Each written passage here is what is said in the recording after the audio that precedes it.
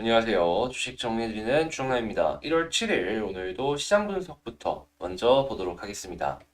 자, 일단 전일 공개된 FOMC 의사록에 따르면 예상보다 빠른 기준금리 인상과 양적 긴축을 논의할 것이다 라고 전해졌었죠.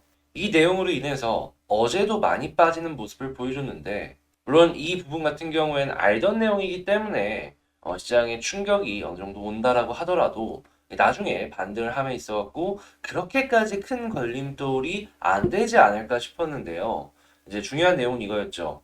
이 페드의 대차 대조표 규모를 조기에 줄이기 시작하는 것이 적절하다라는 지적이 나왔다라는 겁니다. 이게 원래는 금리 인상이 진행이 되고도 조금 나중에 진행이 되곤 했었거든요.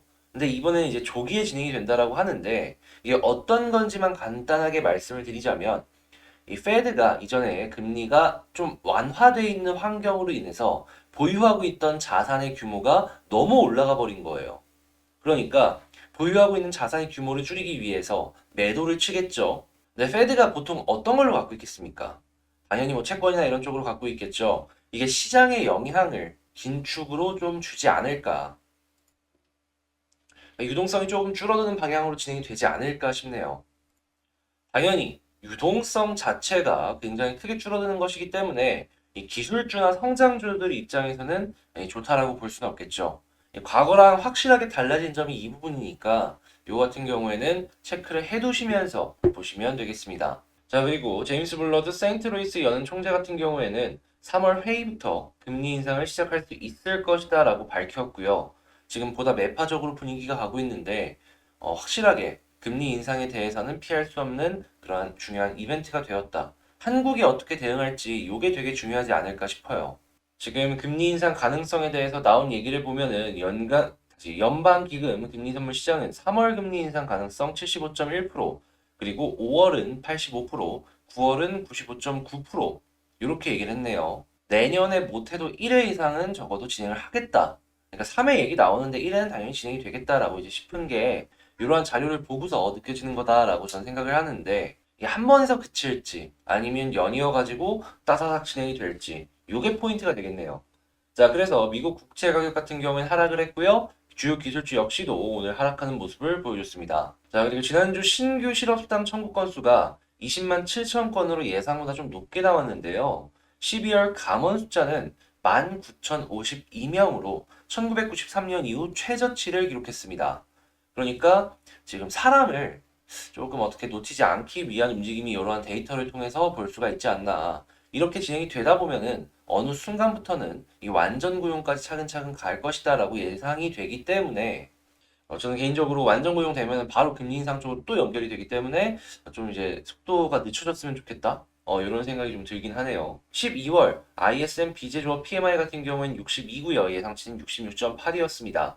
자, 그리고 11월 미국의 무역 적자는 19.4% 증가한 802억 달러인데 이 달러를 찍어내던 미국이기 때문에 이런 적자를 보더라도 좀 감내를 할 수가 있을지 아니면은 지금 이제 곧 있으면은 다시 감축을 통해서 달러를 회수하려는 움직임을 보여줄 텐데 이 미국 무역 적자를 이제 달러를 다시 끌어모으는 걸로 감내를 할 수 있을지 이런 걸 좀 보면 좋겠습니다. 자, 이재명 후보가 그 NFT 게임 활성 논의를 컴투스를 방문해서 했다라고 합니다. 그래서 이제 NFT 관련 주 최근에 많이 좀 떨어졌는데 이쪽 같은 경우에도 관심 있으신 분들은 이런 뉴스들 계속 지켜보시면 좋겠고요. 자, 실적주를 올해부터 봐야 된다는 뉴스가 계속해서 나오고 있어요. 내용을 보면은 조선철강 기계를 볼 때라고 하는데 전 여기다 지금 식품까지 봤으면 어떨까 싶거든요. 식품 쪽도 지금 괜찮은 리포트들이 하나씩 나오고 있고 그리고 이제 실적도 괜찮은 애들이 되게 많아요. 그래서 식품도 보는 게 어떨까 싶고 지금 뭐 건설주 좋다라는 얘기가 나오고 있는데 건설주 같은 경우에는 제가 이전에도 말씀드렸다시피 그 지방 쪽에서 미분양 얘기가 솔솔 나오고 있더라고요. 해서 본다면은 이왕이면은 사업체가 지방 쪽에 많이 있는 기업들보다는 이 수도권 쪽에 이 아파트 건설을 많이 하고 있는 그러한 건설사를 집중해서 보는 게 어떨까 생각이 드네요.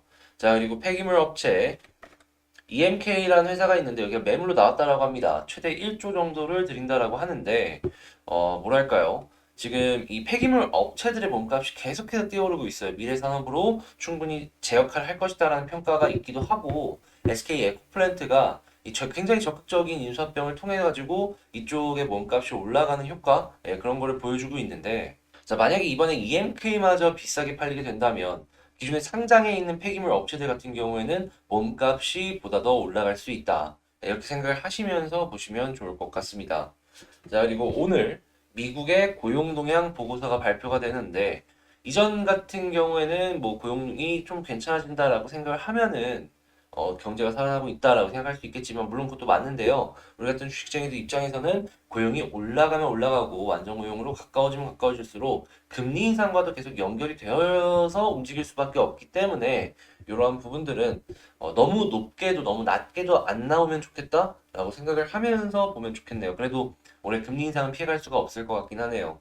자, 그리고 오늘 삼성전자랑 LG전자 실적 발표 예상이라고 말씀드렸죠. 삼성전자는 반도체의 앞으로의 전망을 이 실적을 통해서 볼 수가 있을 것 같고요. LG전자 같은 경우에는 가전의 전망을 예측을 해볼 수 있는 중요한 지표가 되지 않을까. 그래서 이 두 가지 같은 경우에는 꼭 파악을 하시면서 관련 섹터들 확인해 보시면 좋겠습니다.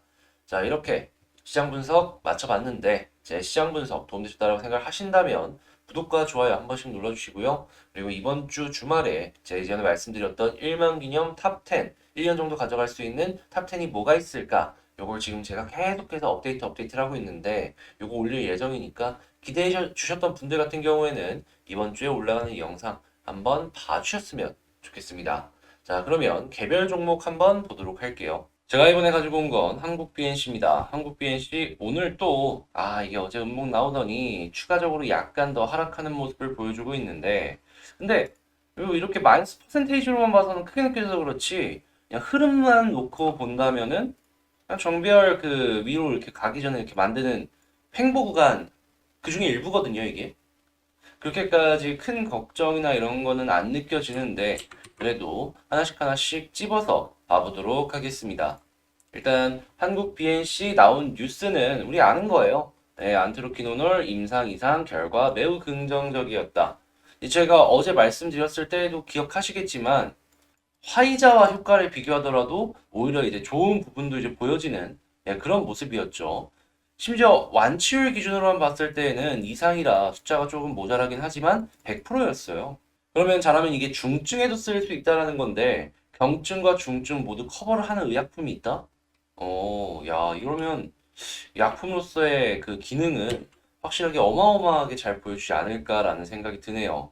자, 그랬을 때 한국 BNC 같은 경우에는 일부 지역 판권도 판권이거니와, 얘 같은 경우에는 실적이 두 배로 늘어난 거예요. 이제 이 생산 시설에서도 제가 어제 대충 말씀을 드렸던 게, 어디에서는 제가 이제 정확하게 측정을 한 게 아니라 이제 누가 얘기한 걸 그대로 얘기를 드리는 건데, 그냥 한 영업이익 1천억 정도 기대를 할 수가 있는, 그런 상황까지 가는 거 아니냐라는 얘기가 있더라고요. 근데 요거는 아주 확정이 난 건 아니고 그냥 누가 추측해서 올려놓은 거를 제가 그냥 이렇게 전달해 드리는 거니까, 그냥 이렇게 생각하는 사람도 있구나 정도로만 요 1천억은 파악을 하고 넘어가면 좋을 것 같고요. 근데 만약에 그 1천억이 진짜라고 하면은 단기 순이익으로 계산을 해야 되긴 하겠지만, 에비타를 기준으로 보았을 때 15입니다, 15. 그렇게 비싼 건 아니라는 거예요. 그리고 이번에 화이자에서 리포트 그 매수 의견으로 몇몇 증권사에서 이제 괜찮다라고 얘기를 했잖아요. 그 이야기가 어떤 거였냐면은, 이제 화이자가 백신이랑 치료제로 돈을 벌어갖고 다양한 파이프라인으로서의 확장을 시도한다. 그렇기 때문에 화이자의 주가는 목표 주가를 올릴 필요가 있다라는 그런 의견이 있었거든요. 한국 BNC 역시도 비슷한 결로 볼 수도 있다라는 거예요. 그러니까 돈을 벌기 시작을 하면은 여기에 이제 찍히는 이 재무제표 플러스에다가 갖고 있는 파이프라인의 다양화, 이런 것도 한번 생각을 해볼 수가 있는 거죠. 네, 이제 그 같은 경우에는 긴급 사용 승인이 떨어지고 실제로 매출이 나와야지 생각을 해볼 수가 있는 거니까, 지금 당장은 긴급 사용 승인이 떨어지는지 안 떨어지는지 요걸 1순위로 이제 확인을 하시고요. 자, 그 다음에 이제 차트를 한번 보자면, 투신이 어제 또 샀어요. 예, 요때도 사고 어제도 사고 안 팝니다, 얘네. 도대체 이걸 왜 안 파는지 모르겠는데 요 아래서부터 계속 모아가고 있어요. 솔직히 이유는 잘 모르겠습니다. 물론 얘네들 같은 경우에도 지금 긴급 사용 승인이나 이런 부분에 대해서 기대를 하는 거겠지만, 우리가 아는 것보다 더 많이 알고 있는 것들이 있기 때문에 이렇게 들어가는 걸 수도 있다라는 생각도 들긴 들거든요. 근데 그 우리보다 더 아는 거를 알 방법이 없잖아요. 그러다 보니까 저 같은 경우에는 말씀드리고 싶은 게 그냥 얘네 팔기 전까지는 조금 더 지켜보는 게 어떠할까? 그 흐름으로 지켜보자. 이렇게 말씀을 드리고 싶어요. 그러니까 이제 얘네가 만약에 판다라고 했을 때 완전히 급락이 나오는 게 아니라면 최소한 어깨에서는 팔 수 있거든요. 약간 조금 떨어진다라고 할지라도 이런 거 생각하면서 보는 게 어떠할까? 자, 그냥 여기서도 그냥 결론만 생각을 해본다면 투신은 삽니다. 가장 큰 매수를 이어가지고 있는 투신이 아직도 안 팔고 사고 있다라는 것 자체만으로 이 회사는 지금 아직은 조금 더 봐도 되는 가치가 있어 보인다. 이렇게 정리해서 말씀드리고요. 차트로 보았을 때 잠시만요. 주봉, 월봉, 연봉을 딱 보면은 아 이거 뚫을 것이다라고 생각했던 부분을 결국에는 못 뚫고 약간 조정을 보여주고 있거든요. 자 그러면 여기서 이제 일봉을 집중해야 됩니다. 왜냐면 일봉상으로 괜찮은 모습을 보여주고 다시 한번 양봉이 보여주면 우리가 방금 봤던 주봉과 월봉의 저항 라인은 충분히 뚫어줄 수 있으니까 말이죠. 일단 91선의 저항 부분이 바로 머리 위에 있다라는 건 지금 같이 보면서 체크를 했고 자 121선을 딱 체크를 했을 때 아래에 여전히 깔려 있는 것도 확인을 할 수가 있습니다. 자 그리고 오늘 아마 딱 지나고 나서 다음 주 월요일이나 화요일쯤 되면은 121선과 21선의 골든 크로스가 나올 거예요. 자 그럼 여기서 힘 한 번 정도 기대해 볼 수 있거든요. 자 그리고 나서 이게 골든 크로스가 나와갖고 양봉이 만약에 나와준다라고 하면은 61선이 이 정도 조금 더 드라마틱하게 위쪽으로 머리를 들어줄 거예요. 그러면 이 위에서 횡보를 해준다라는 가정하에 61선 올라와 준다라고 하면은 다음번은 121선과 61선의 골든 크로스를 기대해 볼 수 있거든요. 자 그러면은 당연히 주가 역시도 추가적인 반등을 한번 기대해 볼 수 있겠다라고 볼 수 있겠고 그리고 전체적으로 보았을 때 현재의 그림은 정배열이다. 정배열이 만들어지고 있는 그 초입 구간이다. 이렇게 볼 수 있겠습니다. 자, 11선 오늘 이탈 안 했잖아요. 21선 위로 올라와주고 있잖아요. 이렇게 단기 추세만 본다라고 하더라도 지금 굉장히 좋은 상황이다라는 거예요. 자, 그럼 여기서 전략을 어떻게 세울까 정리를 해보자면 쉽습니다. 네, 되게 쉬워요. 21선 이탈 전까지는 저는 웬만하면 단기적 성향을 갖고 있다라고 하면은 그냥 계속 지켜볼 것 같고요. 조금 중기적이다라고 하면은 조금 멀어지긴 했지만 61선까지는 지켜볼 것 같습니다. 만약에 오늘이나 내일쯤에 양봉 나오면요. 61선 머리 들어줄 거예요. 그럼 다시금 21선과 가까워질 거거든요. 그럼 가까워진다라고 하는 거는 조금 더 떨어지더라도 마이너스가 좀 크지 않기 때문에 버틸 수 있는 힘이라는 게 생긴다는 거잖아요. 그래서 조금 저는 긴 호흡으로 본다라고 하면은 이 61선 보는 차트의 전략이 좋지 않을까. 자, 그리고 핵심은 역시나 아까 봤던 91선 요 위에서 왔다 갔다 해줘야 되겠습니다. 이상 이 한국 BNC 영상 마치도록 하고요. 여러분들께 도움이 되기 위해서 영상 촬영을 이렇게 해봤는데 도움되었다라고 생각하신다면 구독과 좋아요 한 번씩만 눌러주시면 감사하겠습니다. 일단 한국 BNC가 아시겠지만 굉장히 큰 변동성 때문에 많은 분들께서 힘들어하고 있으세요. 근데 일단 그런 힘들어하는 상황 속에서도 누구는 산다라는 거, 누군가는 계속해서 사들이고 있다라는 거 잊지 마시고 계속해서 지켜보시면서 나중에 좋은 결과물로 연결을 해나가셨으면 좋겠네요. 그리고 제가 멤버십도 운영하는 거 아실 텐데 멤버십 구경하시다라고 생각을 하신다면 제 그 홍보 영상 그 링크 걸려 있는 거 있거든요. 그거 들어오셔가지고 구경 한번 해보셨으면 좋겠네요. 전 다음에 더 좋은 영상으로 다시 한번 찾아뵙도록 하겠습니다. 이상 주식 정리해드리는 주정남이었습니다.